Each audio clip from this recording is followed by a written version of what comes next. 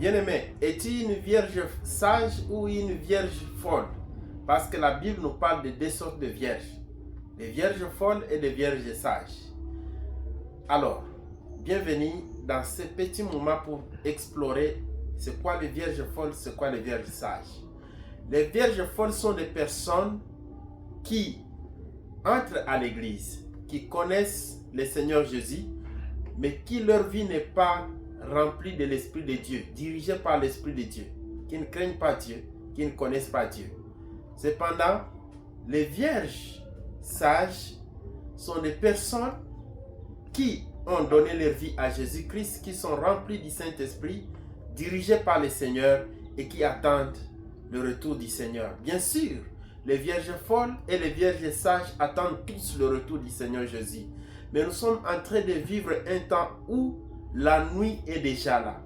Le ténèbre est déjà sur la terre. C'est quoi les ténèbres? Parce que dans Matthieu, chapitre 25, du 1er au 3e verset, la Bible donne cet exemple-là, qu'on parle le monde à un festin, où les gens sont des vierges qui attendent, donc les humains sont des vierges qui attendent la noce, c'est-à-dire qu'ils attendent le pouls.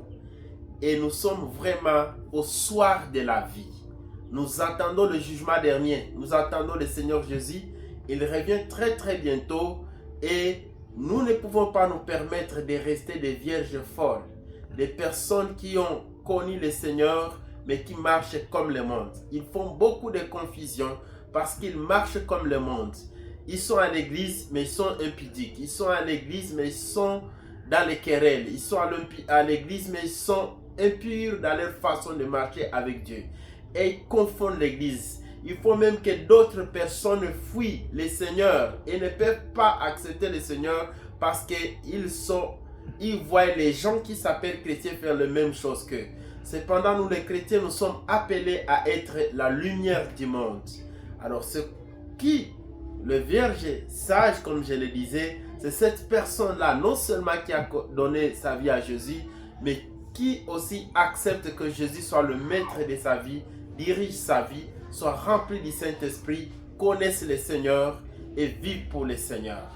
Alors, je voudrais t'inviter à être parmi les vierges sages. Comment être parmi les vierges sages? Et pourquoi on les appelle sages?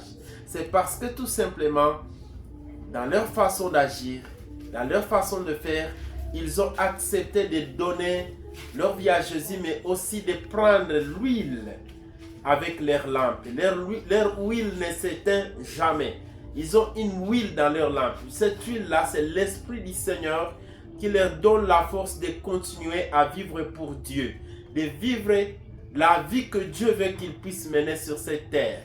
Les vierges sages sont des personnes remplies du Saint-Esprit qui cherchent à expérimenter Dieu sur la terre, qui cherchent à avoir la foi, à croire que Dieu va leur donner le salut éternel et qui vivent pour la gloire de Dieu. Voilà une vierge sage. Sois parmi les vierges sages. Parce que lorsque le pouls va arriver, tu ne vas pas manquer l'enlèvement. L'enlèvement est très proche. Et aucune personne ne devrait se permettre de continuer à vivre sur cette terre sans lui. Et l'huile, c'est l'Esprit de Dieu.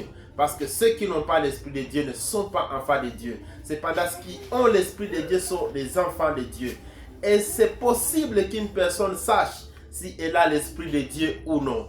Et voici la question que je pose. As-tu l'Esprit de Dieu ou tu n'as pas l'Esprit de Dieu? Si tu n'as pas l'Esprit de Dieu, c'est plus que temps. C'est le moment d'accepter de donner ta vie à Jésus.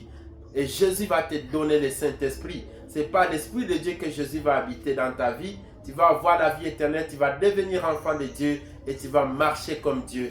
Même si tu entres à l'église, tu peux encore donner ta vie à Jésus. Entrer à l'église, être baptisé, suivre les catéchumènes, être parmi les personnes qui chantent à l'église, protocole, pasteur. Je te lance un appel aujourd'hui. À part la religion, il y a la vie spirituelle. Si tu n'arrives pas à abandonner les péchés, c'est à cause du fait que l'Esprit de Jésus n'est pas en toi. C'est l'Esprit de Jésus qui va te donner la force d'abandonner les péchés.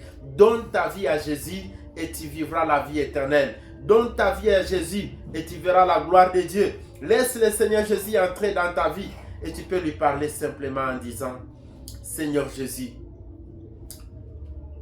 je demande pardon pour tous mes péchés.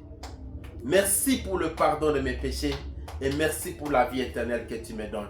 Lorsque tu dis ça, directement le Seigneur Jésus entre dans ta vie. Si tu le fais sincèrement, tu vas commencer à expérimenter la puissance de Dieu. Tu vivras sous l'onction de l'Esprit de Dieu et rien ne pourra te nuire.